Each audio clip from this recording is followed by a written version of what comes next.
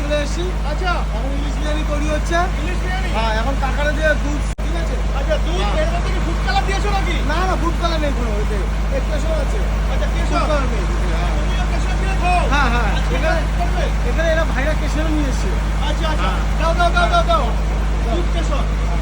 দুধ আর কেশর কিন্তু চলে যাচ্ছে। স্তরে স্তরে ইলিশ মাছ সাজিয়ে দাও। দাদা, ভালো লাগবে? দাদা, ভালো লাগবে? ভালো, আগে তো বলছি। কোনোদিন তো চিকেন বিরিয়ানি তো বানিয়েছো, কোনোদিন তো ইলিশ বিরিয়ানি বানাওনি। ইলিশ বিরিয়ানি বানিয়েছি ঘরে। হ্যাঁ। ফ্যামিলির লোক খেয়েছে, ভালো না হলে চেন ছিঁড়ে দিল, বলে দিয়ে দিয়েছি। আর না, 1 মাস তার গোলাম থাকবে। আরে, হ্যাঁ, 1 মাস তার গোলাম থাকবে। দেখো, কাটাপ্পা দাদা কিন্তু ইলিশ উৎসবে এসে নিজেই বানাতে আরম্ভ করে দিয়েছে ইলিশ বিরিয়ানি।